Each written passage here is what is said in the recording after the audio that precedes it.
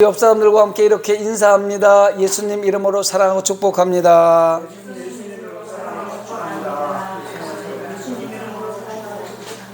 저도 여러분들을 예수님 이름으로 사랑하고 축복합니다.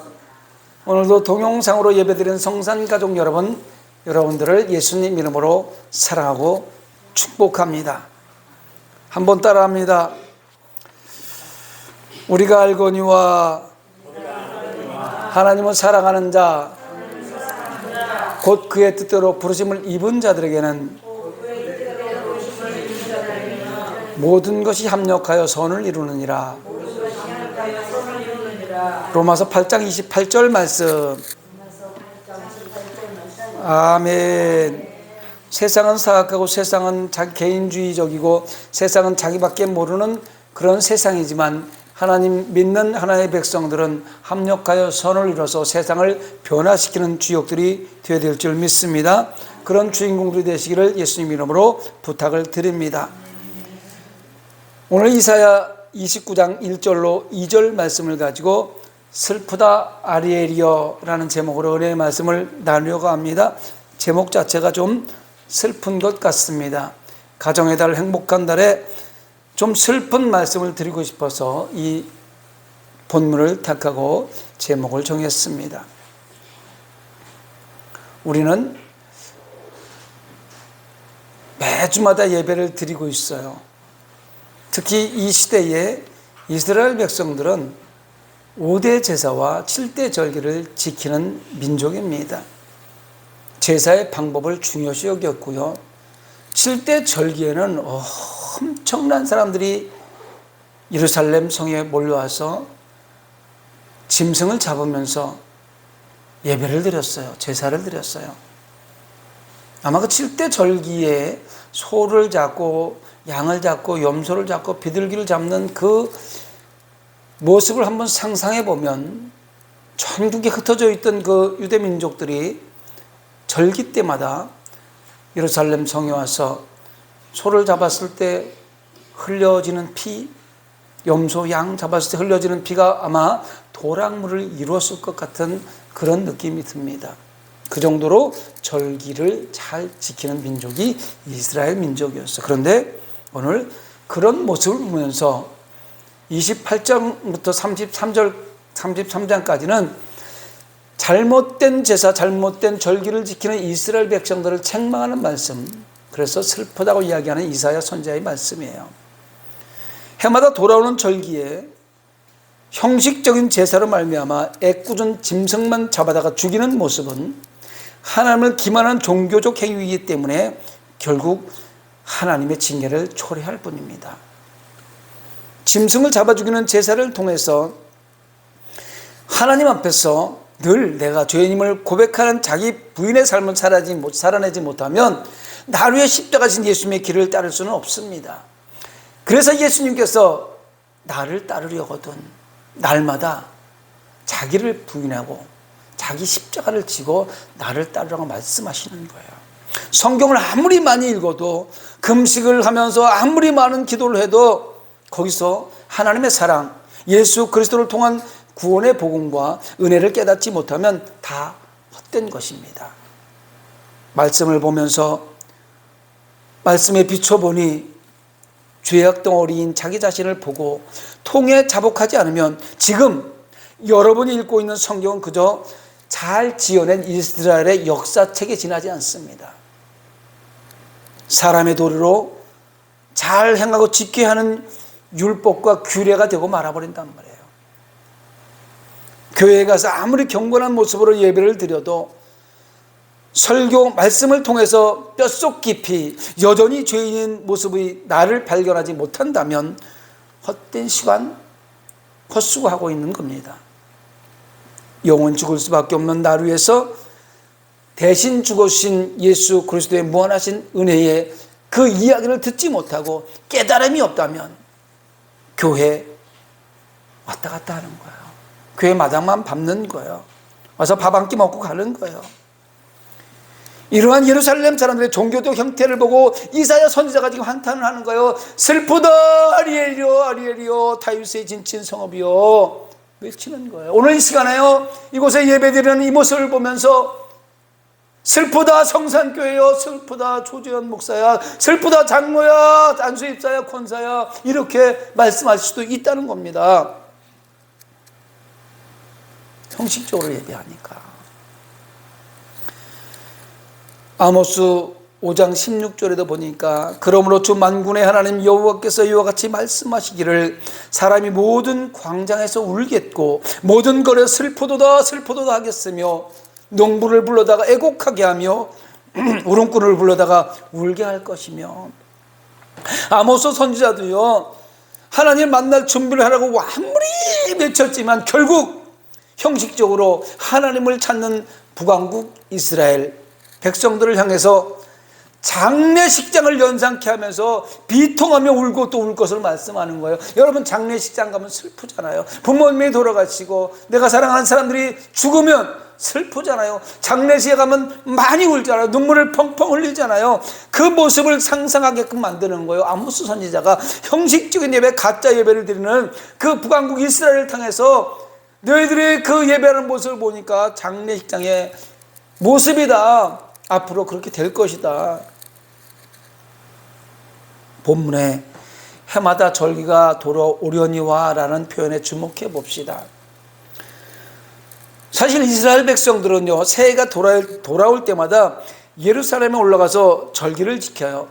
새해가 돌아오면 7대 절기가 있어요. 절기 때마다 흩어져 있던 백성들이 다 예루살렘으로 오는 거예요. 예를 들어서 지금 광명시 성산교회가 그 성지라고 한다면 전국에 흩어져 있던 예수 믿는 하나님의 백성들이 다 이곳으로 온다는 얘기하고 같은 거예요. 저 완도에서, 진도에서, 포항, 저 골짜기에서, 제주도에서 다 몰려와서 절기를 지킨다는 겁니다.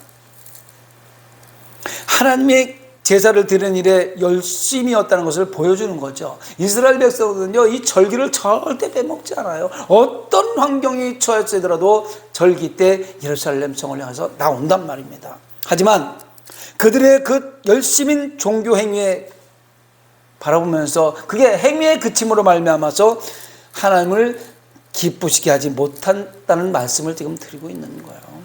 하나님은요, 하나님이 제사나 절기를 누가 만들으셨어요? 하나님이 정해주신 거예요. 5대 제사 7대 절기를 하나님께서 이스라엘 백성을 지키라고 레위기를 통해서 정해줬단 말이에요. 그래서 그거를 싫어하거나 기쁘지 않다는 것이 아니에요. 그들이 드리는 제사, 지키는 절기가 형식적인 것이었으며 위선적인 것이었으며 죄악된 것이었기 때문에 슬프다고 얘기하는 거예요. 다시 말해서 그들은 죄와 함께 드리는 제사, 죄를 짓고도 그것을 회개하지도 않는 제사, 죄의 피가 여전히 묻어있는 부정한 손으로 하나님을 기만하는 제사를 드렸던 것입니다. 그래서 그들은 결국 슬픈 아리엘이 되고 만 거예요. 슬픈 아리엘. 오라, 슬프다. 이게 원어에 보면 오라, 마음을 통하는 걸 마음을 비통함을 얘기하는 거예요. 아리엘은 이스라엘을 얘기하는 거고 성전을 얘기하는 거고, 지금으로 말하면 우리 성산교회를 얘기하는 거고, 우리 한 사람 한 사람이 교회니까 우리 한 사람 한 사람을 얘기하는 거예요. 이름을 부르는 거란 말이에요. 이 모습, 슬픈 아리엘의 모습은 거짓 제사, 헛된 제사를 드림으로 도리어 비극에 처한 예루살렘 모습은 과거 믿음 없는 제사를 드린 가인의 제사와 그로 인해서 비참한 운명을 자초했던 것을 연상케 합니다. 가인은요, 아벨하고 같은 제사를 드렸지만 하나님 받지 않는 제사를 드렸다는 거예요. 형식적인 제사를 드렸다는 거예요. 그래서 가인은 하나님께 버림받는 최초의 백성이 된 거예요. 얼마나 안타까운 운명입니까? 비운이죠. 또한 하나님이 정말 원하시며 기뻐하시는 순종을 망각한 채 오로지 제사만 드리면 된다는 생각으로 불법을 행하며 제사를 드리고 하나님께 버림받은 사울의 운명이 생각납니다. 이 말씀을 보면서 말입니다. 슬프다 아리엘이여, 이 소리를 들으면서 사울은요, 자기가 드리면 되지 않는 제사를 왕이라는 이름으로 제사를 드렸어요. 그래서 왕권을 빼앗기고 결국은 다윗에게 왕권을 물려주는 그런 비참한 왕이 되었습니다. 그런데 이런 일들은요, 그때만 있었던 것이 아니라 오늘날도 우리가 범하기 쉬운 일들이에요. 여러분, 얼마나 많은 사람들이 지금 예배를 합니까?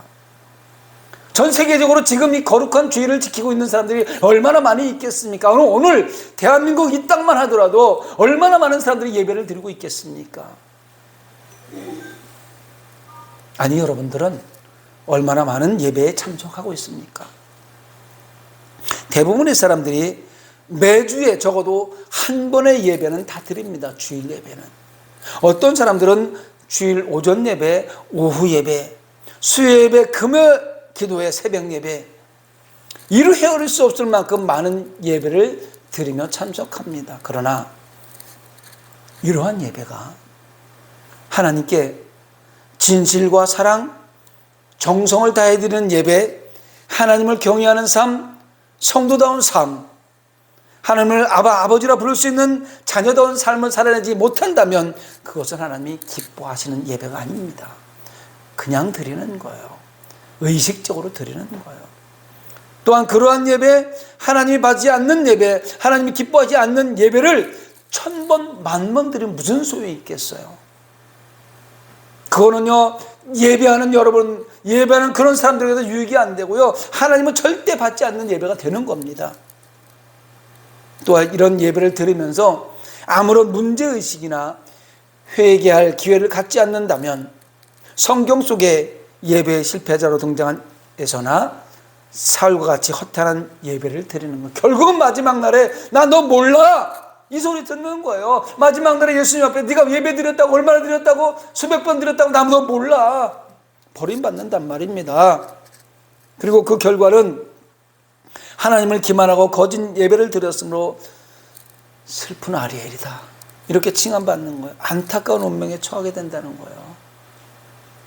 호세아 6장 6절에 보니까 나는 인애를 원하고 제사를 원하지 아니하며 번제보다 하나님을 아는 것을 원하노라. 할렐루야.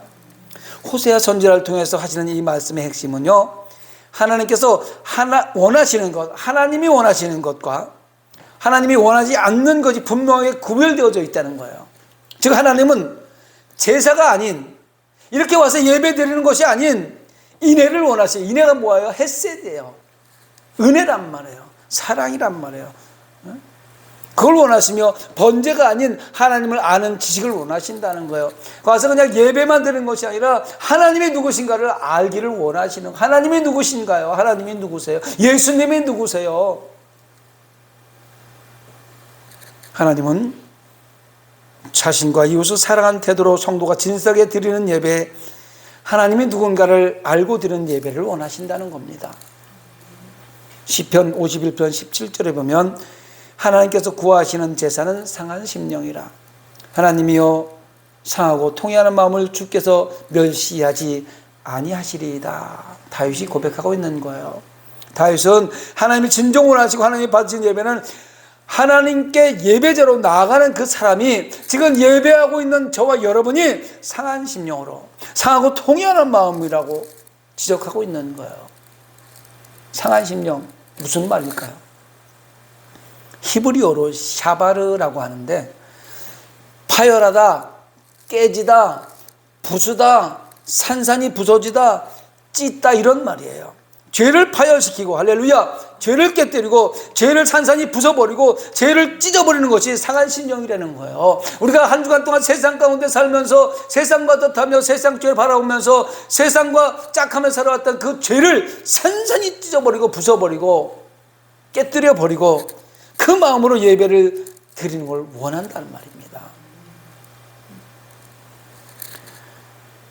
죄를 파열시키고 깨뜨리고 부숴버리고 찢어버리는 것, 이게 상한 심령이고 죄를 깊이 뉘우치는 것이 통회하는 마음입니다. 여러분, 예배를 드릴 때에 통회하는 마음이 일어나야 돼요. 지난 한 주간 동안 삶을 살아보면서 내가 그때 그 말을 하지 말았을 걸, 그때 그 행위를 하지 말았을 걸, 이러면서 통회하는 마음을 가져야 된단 말입니다. 여러분, 죄 안 짓고 살았습니까? 대단하십니다. 마태복음 15장 8절로 9절에 보니까 이 백성이 입술로는 나를 공경하되 마음은 내게서 멀도다. 사람의 계명으로 교훈을 삼아 가르치나니 나를 헛되이 경배하는도다. 가르치는 강단에서 잘못 가르치고 있고요, 입술로는 주여 주여 부르면서 하나님을 경외하지 않는다는 거예요. 이 말씀은 예수님께서 이사야 29장 13절 말씀을 인용하셔서 당시 이스라엘 장로들을 책망하시는 말씀이에요. 입술로는 주여 주여 부르고 있지만 그들의 속마음이 상한 심령, 통회하는 마음이 아니라는 겁니다. 여러분, 우리가 여기서 기도하면서 주님의 이름을 인탁히 한번 부르고 기도합니다 하면서 주여 하고 기도했지만 그 마음이 상한 심령이 아니고 자복하고 통회하는 마음이 아니라는 거예요. 지금 우리가 여기서 뭐 하고 있는 겁니까? 예배 드리고 있잖아요. 보여지는 모습은 예배를 드리고 있지만 신령과 진정으로 하나님께 드리는 예배가 아니고 사람의 계명으로 교훈을 삼아서 가르치고 배우며 인본주의적 종교 생활을 한다고 책망하는 거예요. 하나님의 말씀을 들으면서 또 성경 공부를 하면서 여기서 그것을 무슨 교훈으로 배우는 것이 아니라, 인본주의적으로 배우는 것이 아니라 신령과 진정으로 하나님을 아는 모습이 되어야 되는데 그냥 지식이 되어버리고 안 되는 거예요. 성도는 신앙생활을 해야 됩니다. 종교생활을 해서는 안 됩니다. 옆 사람과 이렇게 인사합니다. 신앙생활을 합시다.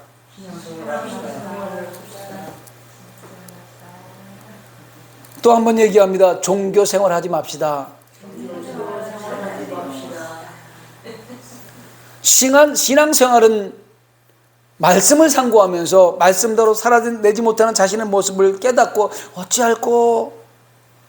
어찌할꼬 말씀을 들으면서 말씀을 읽으면서 내가 이 말씀대로 살아내지 못했구나, 어찌하면 좋은가, 통해 자복하는 것이 신앙생활이에요. 우리 죄 앉을 수 없다고 그랬잖아요. 날마다 죄 가운데 있다고 그랬잖아요. 그런데 그 죄를 생각하면서 통해 자복하는 그 모습이 신앙생활인의 모습이란 말입니다. 그렇다면 종교생활은요, 인본주의적인 것을 말하는 거예요. 성경학교를 몇 번 졸업하고 성경대학을 다 다니고 무슨 신학을 공부를 하고 성경을 몇 번 읽고 40일 금속기도를 수십 번 하고 뭐 이렇게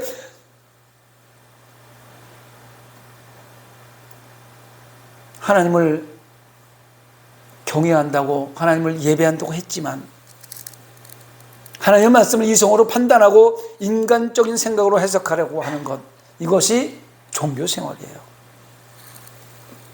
슬프다 아리엘이여 아리엘이여, 다윗의 진 진성음이여 해마다 절기가 돌아오려니와 내가 이스라엘을 괴롭게 하려니 그가 슬퍼하고 애곡하며 내게 아리엘과 같이 되리라.